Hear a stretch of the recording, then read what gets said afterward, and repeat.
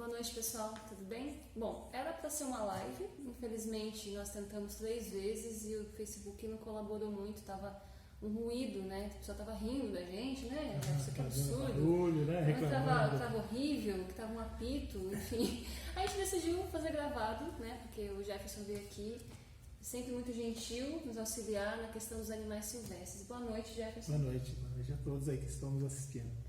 A gente vai subir daqui a pouquinho esse vídeo, então são 8h30 agora, a gente vai subir, assim que terminar a gente já subiu, sobe né? Quem está vocês. assistindo já subiu. Já subiu, né? Mas essa vai ser coisa bem rápida, então praticamente ao vivo, né? Praticamente ao vivo.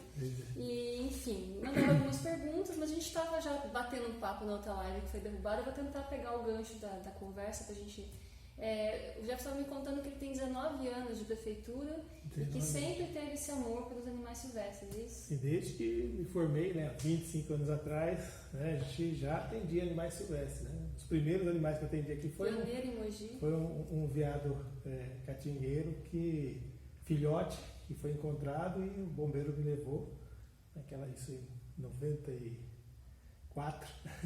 Caramba, e aí a gente começou, né, essa paixão por animais silvestres e sempre me especializando na área. E uma referência, né? Não só em Mogi, como no Alto Tietê. Teve um evento dias atrás em Suzano, referente ao bem-estar animal. O Jefferson estava lá, então sempre muito querido aqui na região. Tem vários amigos aí. Conhece. Não é só amigos, mas acho que realmente é o trabalho, que é bem desempenhado. E assim, pra gente é uma honra ter um profissional desse no município e vinculado à prefeitura. Ele trabalha na prefeitura, a gente tem a clínica dele. E também a gente estava tocando no assunto, na live, da questão da dificuldade que as pessoas têm em entender esse universo dos silvestres, de não poder mexer, de muitas vezes ver uma corujinha já pôr a mão e a mãe abandona o ninho.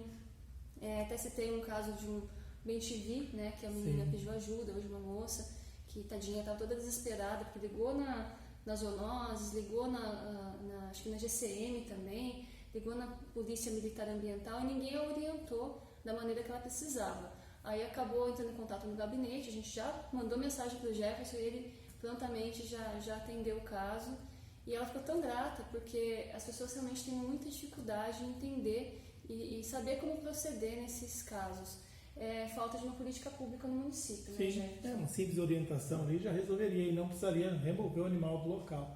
Porque é comum, né, como a gente já tinha conversado anteriormente, principalmente as aves, né?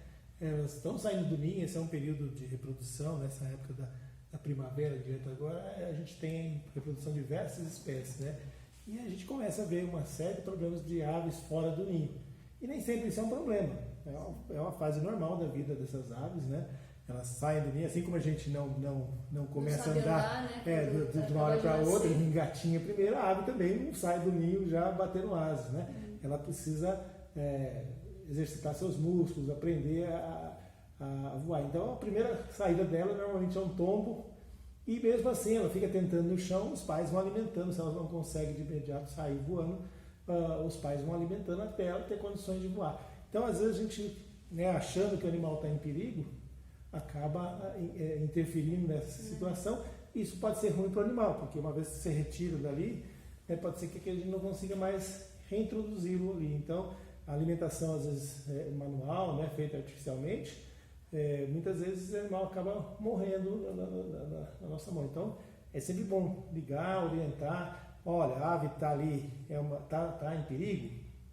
Opa, então, o que está acontecendo? Tem outros animais, o perigo de ela ser atropelada, aí sim a gente tenta intervir. Se não, está num lugar tranquilo, está só no chão ali, está vendo os pais por perto piando ali, né?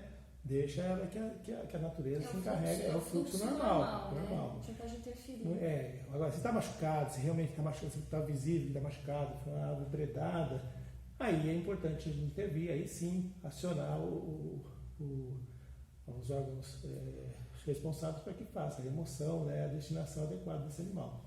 Isso com aves, né? Tem que tomar cuidado também, mesmo sendo filhote, muitas vezes esses bichos têm bicadas fortes, né? Pode machucar, por exemplo, uma ave de rapina, né? Uma coruja, um filhote de coruja tem força suficiente para machucar, com a garra, com o bico.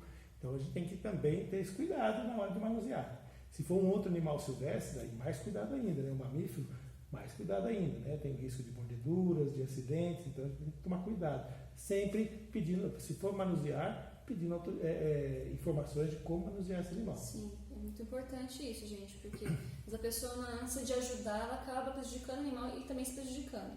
Até você falando, eu pegando o gancho, eu lembrei de uma história que eu li esses dias na página do passeio, porque a gente tem passeio animal nas zoonoses, e aí o voluntário postou lá, conversou com o Eduardo estava contando uma história do bicho preguiça, Sim. que foi parar lá e estava cheio de mariposinha e quase que o funcionário das zoonoses aplicou um antipulgas, tipo um frontline na nuca do bichinho. E aquelas mariposas, na verdade, ela é benéfica para a preguiça, um ajuda o outro ali, né? Você que estava no caso lá, como que é? Porque não estava nesse foi dia. O próprio Eduardo, então.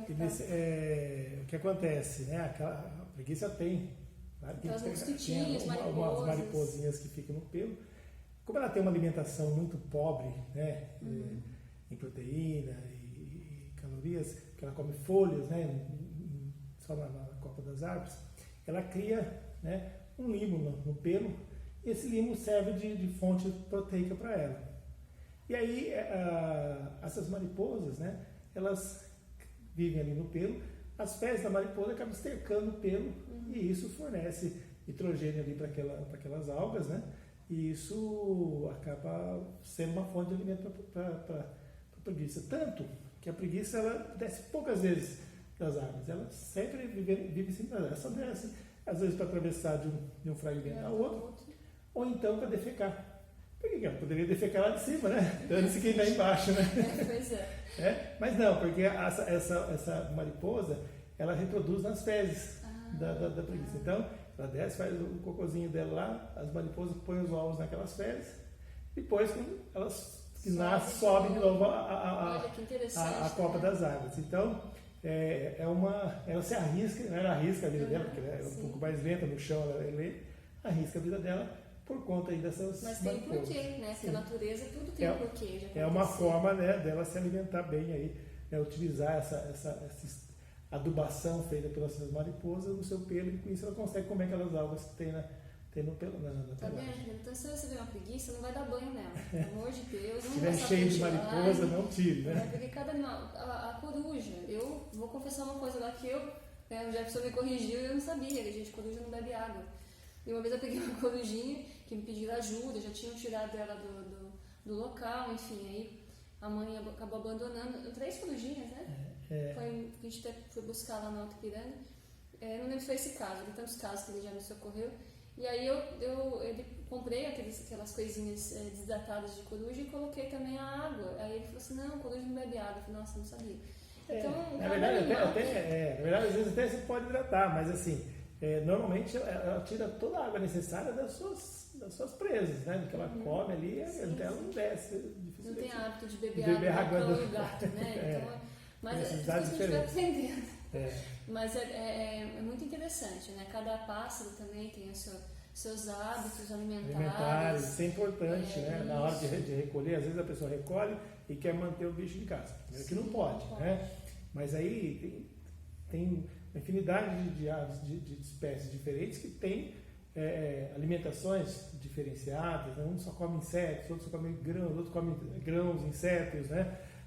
Outros são rapinantes, comem presas vivas, então a gente tem que ter essa o balanceamento alimentar também, quando está então, em por isso que é importante levar para um profissional que conheça, né? A gente já viu várias situações aí, né?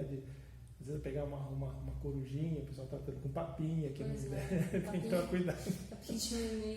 Então tem que tomar cuidado com isso, né? Isso pode ser perigoso para o animal, acabar matando, né? Então é importante aí um profissional. A gente viu na época também da questão da febre amarela, a questão das pessoas, da ignorância das pessoas também em relação a achar que o macaco era transmissor, e até acompanhei o Jefferson, né? Vocês fizeram toda uma triagem na região aqui de Mogi, uma campanha de conscientização. Ele, a doutora Débora, que trabalha com ele no setor de arbovirose de Mogi.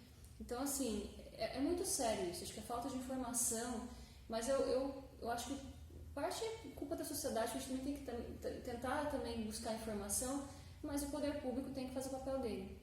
E eu apresentei algumas indicações, né, do município, aqui para a prefeitura, em relação a animais silvestres, Porque a gente vê assim, hoje isso seria mais assunto do meio ambiente, né? Seria relacionado ao meio ambiente, mas também é saúde pública. E a gente precisa trabalhar em conjunto, né, Jefferson? Assim, importante. Na época da questão da febre amarela, eu lembro que a Mata Ciliar esteve em Mogi, o município estava tentando firmar um convênio com a Mata Ciliar, que é uma ONG, né, que já tem todo um respaldo. Eu fui visitar o trabalho deles, bem bacana, lá em Sorocaba, é isso? Em Jundiaí. Jundiaí. Eu estive lá, conheci o trabalho deles, tem bastante felinos também, de grande porte. E aí Mogi estava prestes a firmar um convênio para encaminhar os casos necessários, que hoje vai tudo para o CRASPET, né? Que já está sobrecarregado. Então, os casos que o Jefferson acaba recolhendo e precisa, que não consegue fazer a soltura, devolução no próprio local, vai tudo para o CRASPET. E lá realmente já está bem sobrecarregado.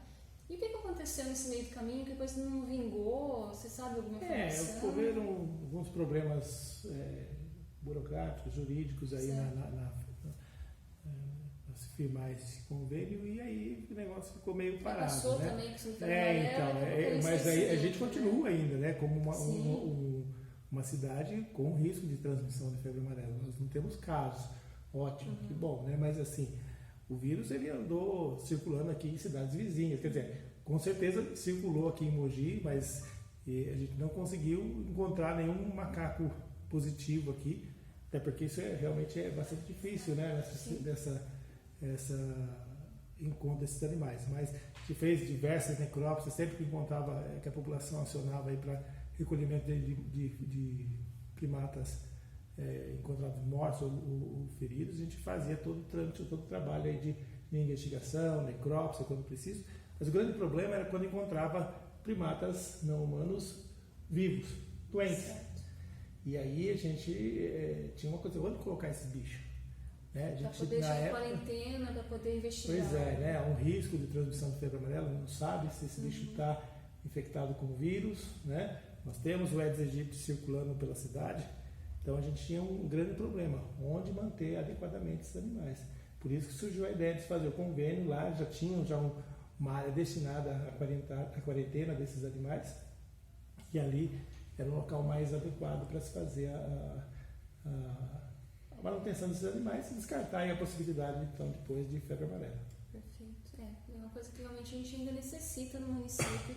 Mogi, que tem aí quase 500 anos, eu acho que é a cidade mais importante do Alto Tietê, porque a gente mora aqui, a gente sabe da importância que tem Mogi, e a gente precisa realmente começar a falar de silvestres, porque animal não é só cão e gato. A gente vem de uma defasagem de política pública muito grande, até para os animais domésticos, quanto mais para os silvestres.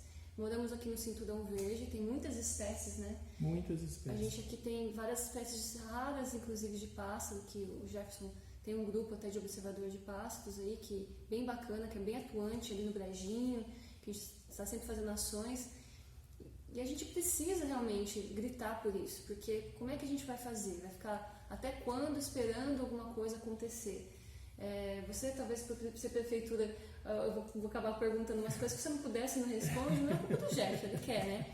Mas eu vou cutucar como executivo. Eu indiquei a construção de um centro de triagem municipal.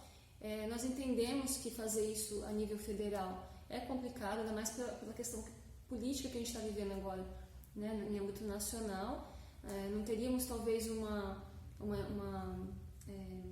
investimento nos CETAS aqui em Mogi, porque os CETAS tem poucos. Você sabe dizer quantos que tem? De cabeça não sei, mas são bem poucos. Mas são poucos em todo o país. E assim, os que eu visitei, Jefferson, assim, eu que tenho uma visão um pouco mais também de defensora, assim, de ativista, eu entendo a parte técnica e que é importante ter os CETAS, mas acaba virando também, muitas vezes, depende da estrutura que se tem, um zoológico sem visitação, porque não tem um trabalho.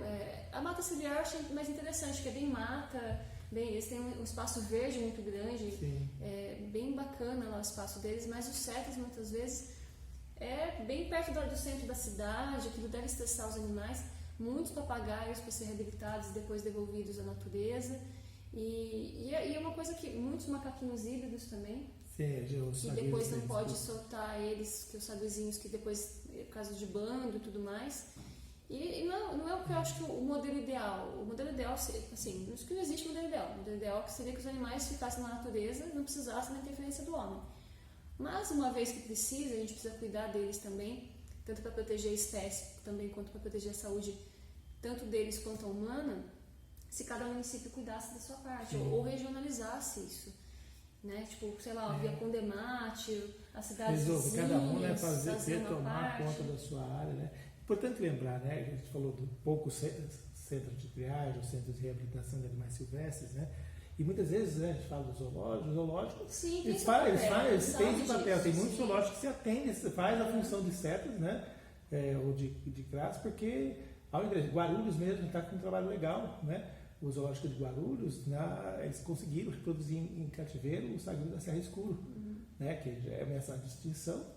E isso é um belo trabalho, sim, né? Eu acho que enquanto para proteger a espécie, eu acho muito bacana. Eu sou contra realmente se abrir a visitação, lógico, para um grupo de estudantes, alguma coisa muito monitorada, legal. Mas para aquela coisa de zoológico, de quando a gente era criança, vai lá, a mãe paga a entrada, leva. Existe uma discussão sobre isso. Existe Será que é bom para o animal? Então, existe muita discussão sobre isso, né? Mas eu vejo assim, os zoológicos, eles, claro, tem bons e tem ruins. Tudo na vida tem bons e tem ruins, né? Mas eles têm um papel importante, né, na questão da preservação, como eu falei, a questão de espécies que precisam ser mantidas, como é o caso do sagui da Serra Escura, você me falou, né? Hoje tem muitos desses animais, a gente vê aqui bandos híbridos, misturados com saguis que são introduzidos, como o sagui do tufo branco, o tufo preto, e aí a gente acaba perdendo, né, uma espécie. Então, há esse trabalho de conservação da espécie, né, para que a gente possa um dia poder falar, conseguir fazer a reintrodução desses animais.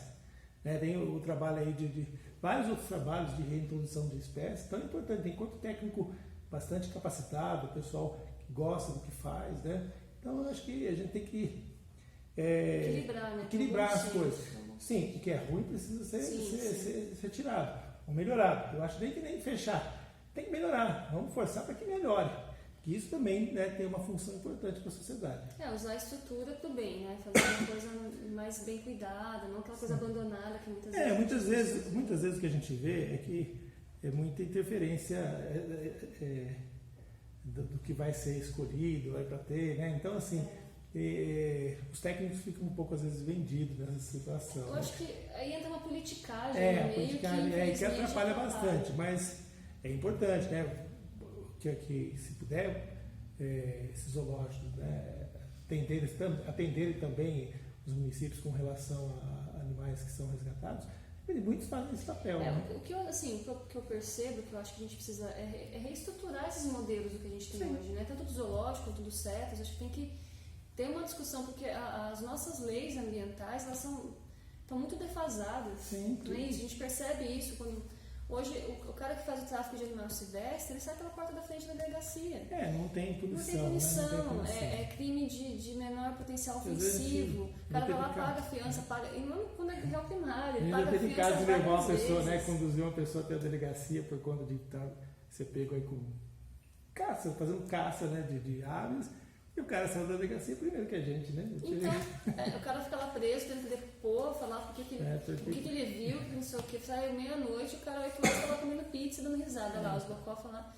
E aí o crime compensa. E aí, como é que faz? A gente precisa... então, é muita coisa para rever, e enquanto a gente não mudar lá em cima, não adianta.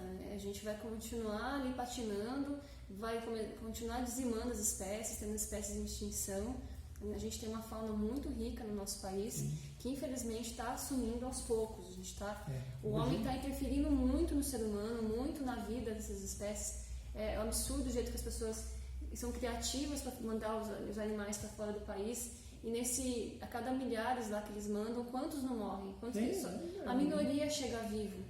Então isso realmente é um grande absurdo. Por isso que, assim, a gente vê que muitas vezes o pessoal da causa animal, os mais, assim, radicais, criticam.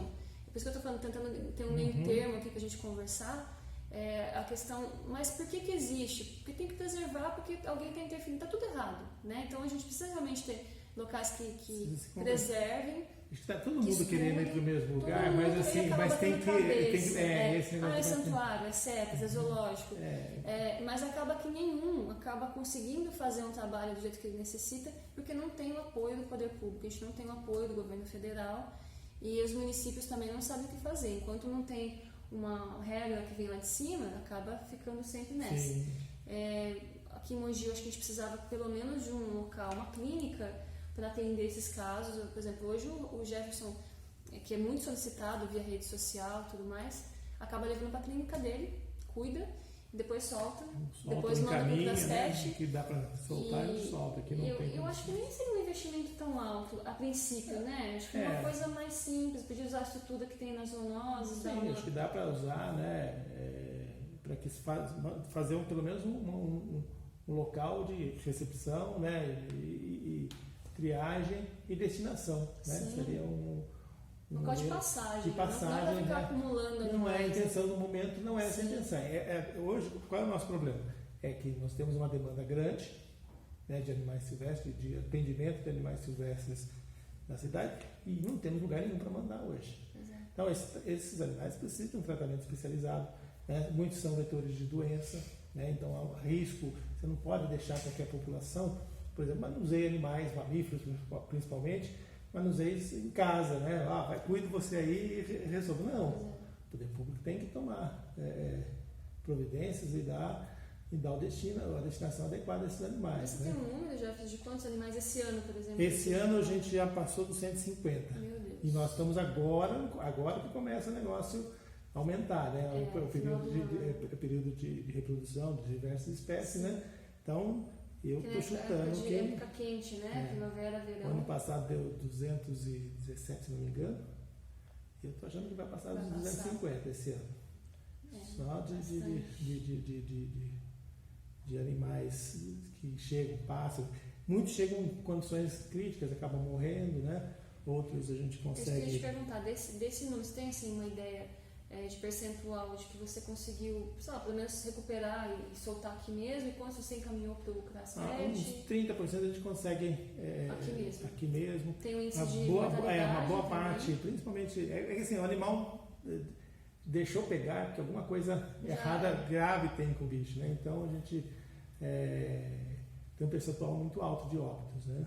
Então, quais as espécies que mais chegam para você? Aves, 80% são aves. Então é muito choque contra vidraças, paredes, né?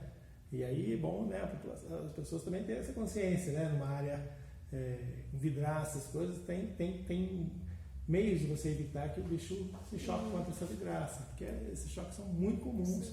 Você coloca os adesivos de bichinho, coração, até de passarinho mesmo, na vidraça, eles quando estão voando olham aquilo e desviam, então isso é muito interessante. Eu até já pensei em fazer uma campanha na internet que a gente acaba sempre falando, não faço, mas eu até já retomar isso até para a semana que vem, a gente tentar propagar isso, para as pessoas começarem a colocar um adesivo para ajudar. Né, a maioria das aves, né, ela tem a visão lateralizada, né? Então, mesmo jeito que a gente enxerga do lado aqui, né, pouco, ela enxerga para frente.